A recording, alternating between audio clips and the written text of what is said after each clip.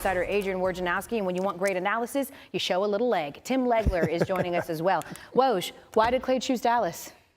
The chance to win, going to the NBA Finals, playing with Luka Doncic, Kyrie Irving. Financially, the difference between living in Texas and California was part of it too. But listen, I think for Klay Thompson, I think he knew most of the season. This was his last year in Golden State. He was able to get a 3-year, $50 million deal, and I think he's got a lot to prove. And I think he sees an opportunity to build another chapter in his legacy by winning with a team in Dallas. That was 3 wins away from winning a title without him.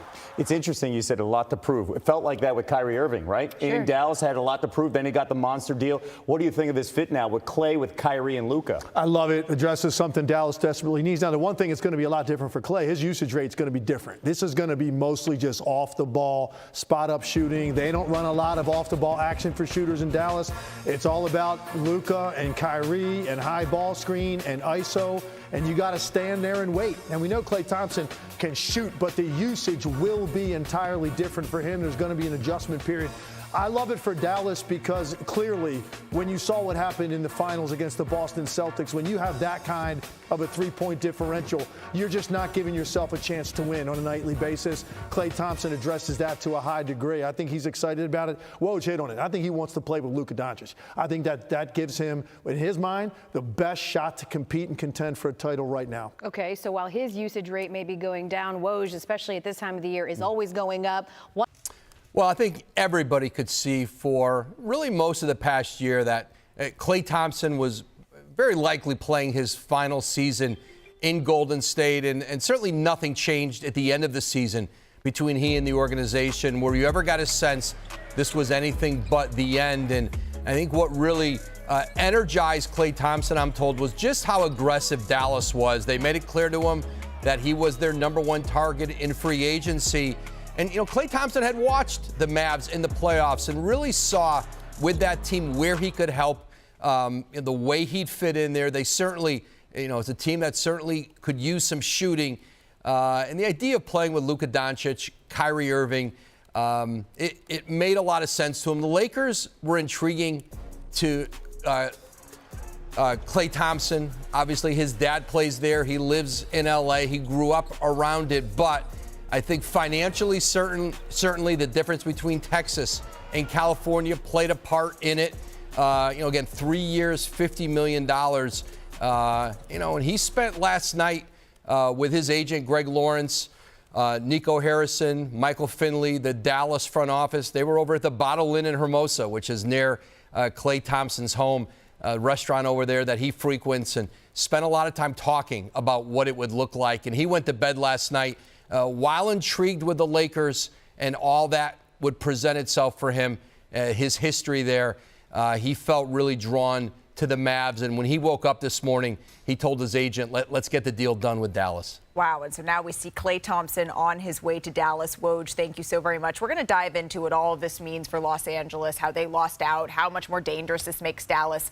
But I just want to pause here for 1 second, if we could, because I think we all expected that this would come, but this is the end of a dynasty. It's still shocking to see it. Klay Thompson, he was synonymous with the Bay Area, right? I mean, when Oakland was a punchline and the Warriors were kind of the laughingstock, essentially toiling at the bottom of the league, it was Thompson and Draymond Green and ultimately Steph Curry who changed all of that. So, Zach, can you just help us contextualize how seismic this move is?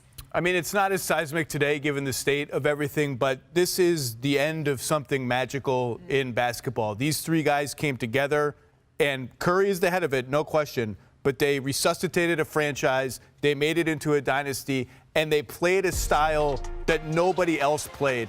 And Klay was part of that. He was as ferocious. Don't let the SoCal laid-back Captain Klay on the water fool you. This dude is an absolute killer, as ferocious a competitor as there is in the league.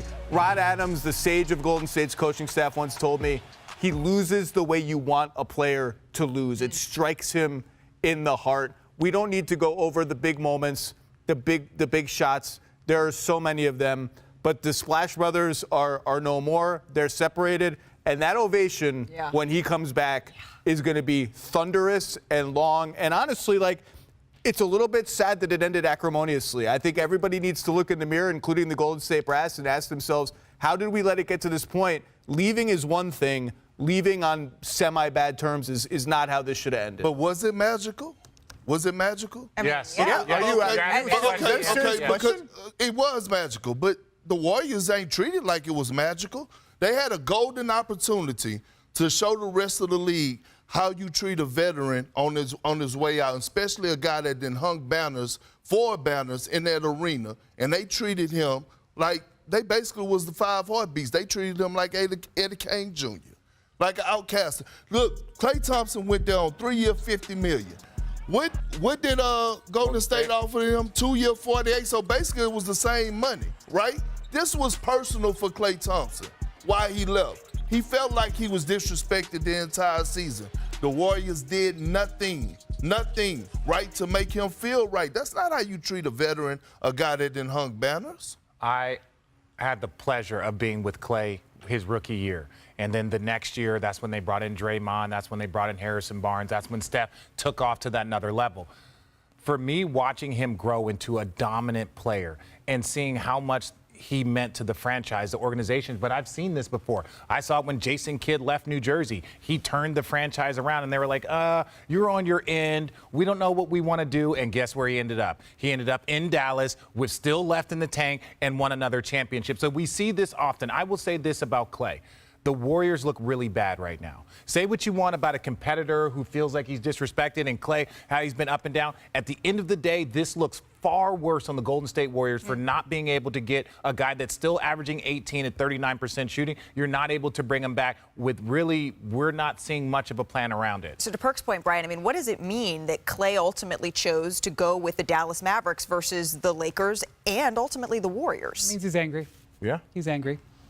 Things a lot of times end badly, otherwise they wouldn't end. That's a famous saying for a reason. You know, the Warriors were in Chicago this last year when the Bulls were celebrating the, I don't know, whatever year it was. And you remember, the Ring of Honor. and Jerry Krause, who's passed away, got booed, if you remember. And I remember, you know, Steve Kerr was out there when it happened. And I remember thinking, like, this is sort of a warning to the Warriors. Don't, when you come together in 15 or 20 years, don't get booed.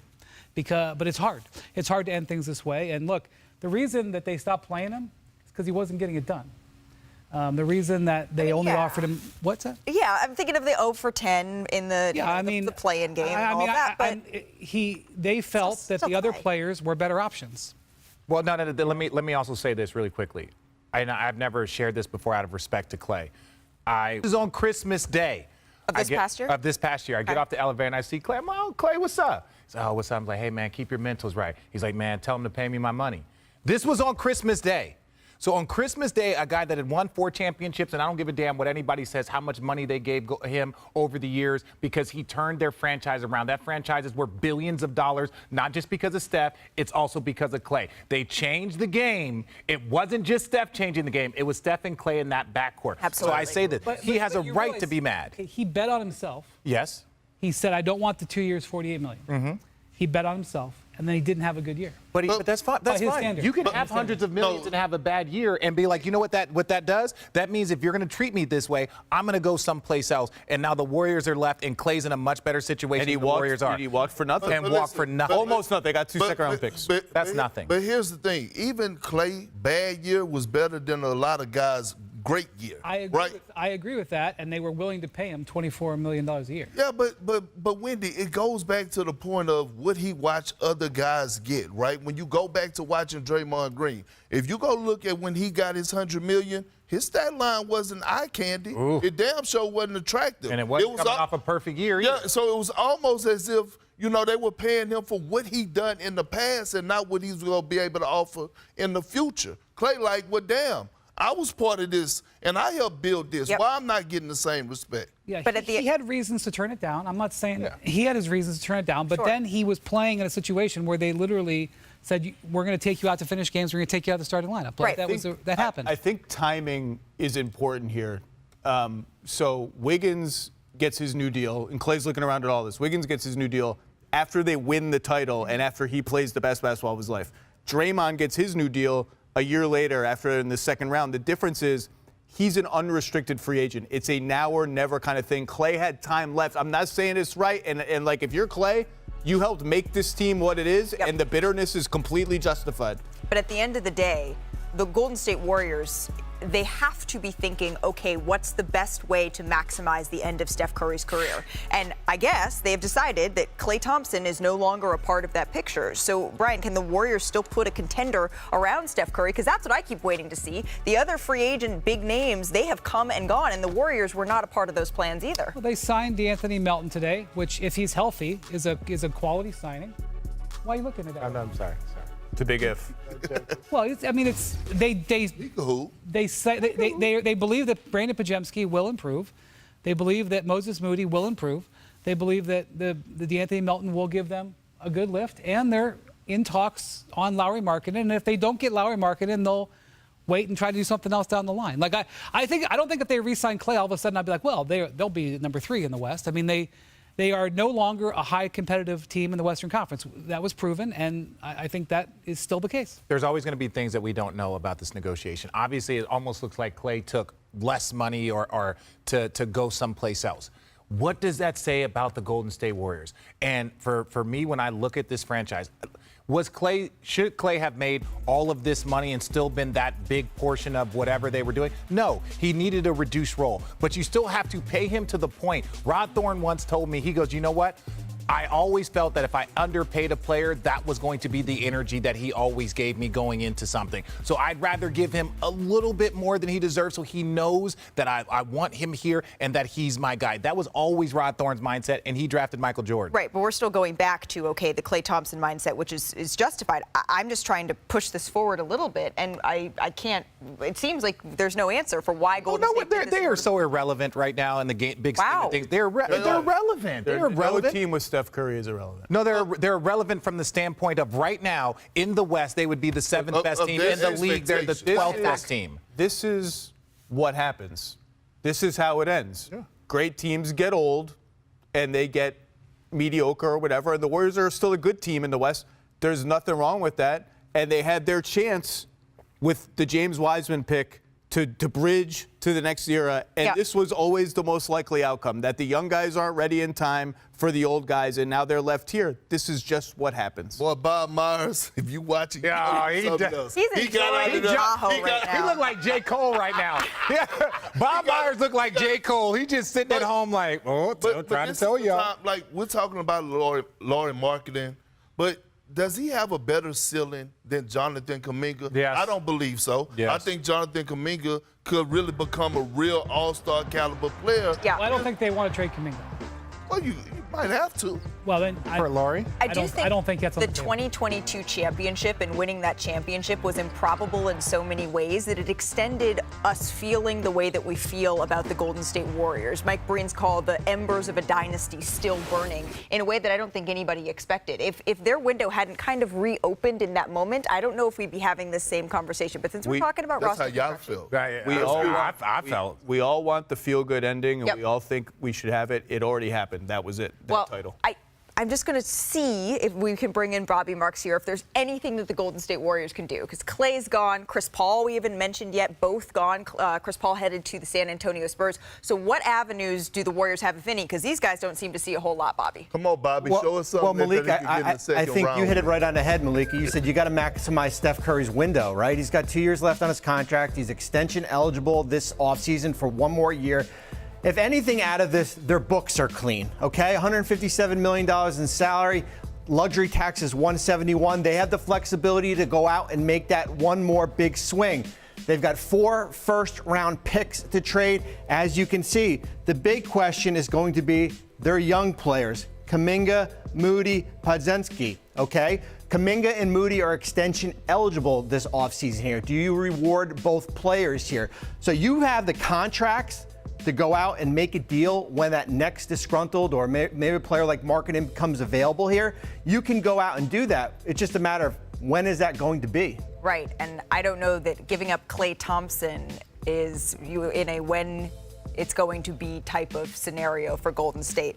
Front office insider Bobby Marks. All right, take us through how the Mavs got this deal done. And when you look at the cap, Well, it really started last Friday. Remember, Tim Hardaway Jr. gets traded to Detroit for Quentin Grimes. The goal all along was to sign Derrick Jones Jr. That was the goal to move there. Those negotiations fell through. Then they go out and they sign Najee Marshall to a really nice contract here. So that brought them to $170 million. They cannot exceed $178 million in a sign-and trade. That's the only way you're going to get Klay Thompson here. So what they did was they roped in Charlotte. They're sending Josh Green to Charlotte. Golden State, now we're getting down to 157. Golden State is sending Klay Thompson to Dallas. And there you go, $173 million. They stay under there.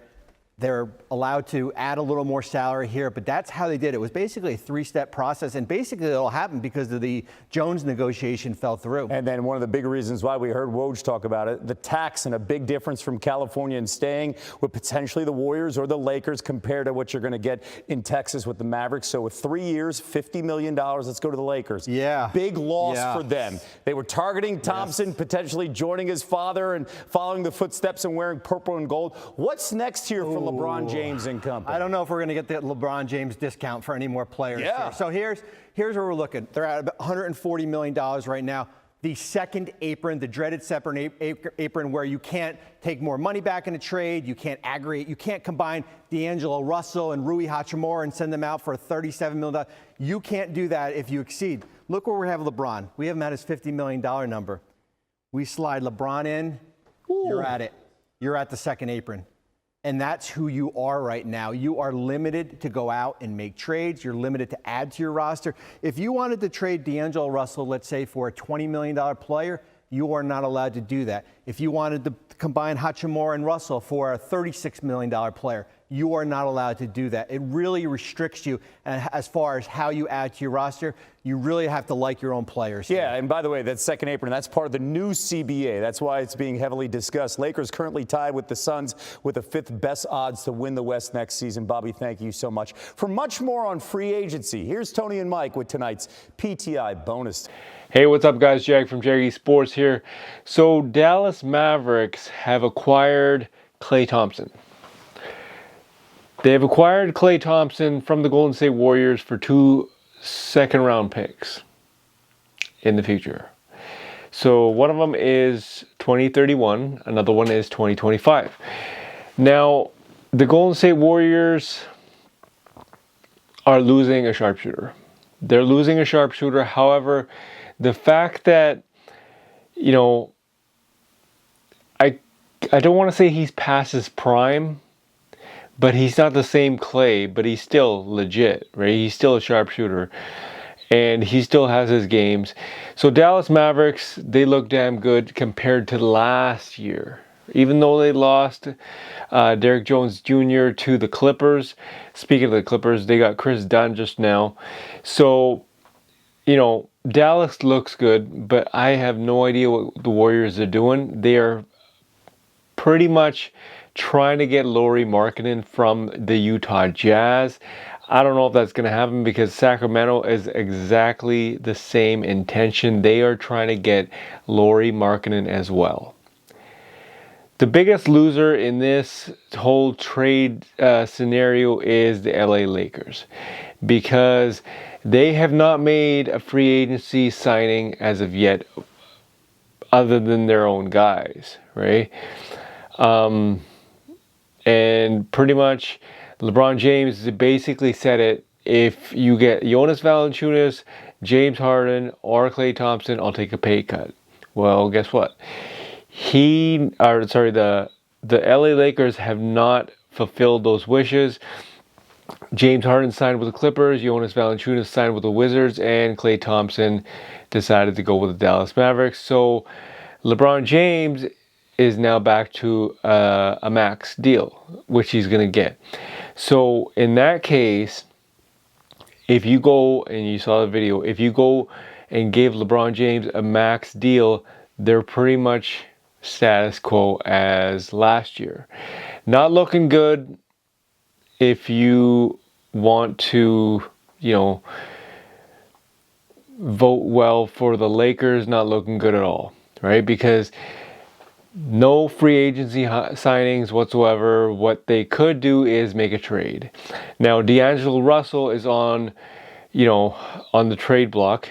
Apparently, the Nets are welcoming him home because he did call it home once, and they would be willing to make some trades. I don't know if it's the trades that we think that it's going to happen, like Cam Johnson for D'Angelo Russell. That's not going to happen, right? They have to unload some contracts, Gabe Vincent, D'Angelo Russell, to make that happen. So I'm not 100% sure, but DeMar DeRozan is mutual interest with the Lakers and DeMar DeRozan to head to the Lakers, but they got to shed some salary. They got to make some trades. They're looking for a third team right now. So that's on that front. Brandon Ingram, now that Paul George is officially a 76er, look for Brandon Ingram to either A, sign that extension, which that's not going to happen because he wants a max contract, or get traded. And the team that I'm hearing right now is the Sacramento Kings. If Sacramento lands Brandon Ingram, that's a pretty good damn team. Depends on who you're giving up, but I still think that's a pretty good damn team. So that is Sacramento. Golden State going after Lauri Markkanen. They pretty much look like the exact same team as last year, but Steve Kerr's got to rely on his youth, right? And I'm sure he will, but you got to change things up here. You got to definitely change things up here. But everybody thought Klay Thompson was going to join the Lakers because his dad was a Laker, and there's that history there, right there. It's the fact that I think Dallas has no state tax. You getting paid. He wants to play with Luka. A lot of guys used to want to play with LeBron, but that's not the case anymore. So now it's just a changing of the guards, right? Dallas, they want to get back to the finals and do some damage, but not 100% sure that's going to happen because Boston Celtics are standing in their way.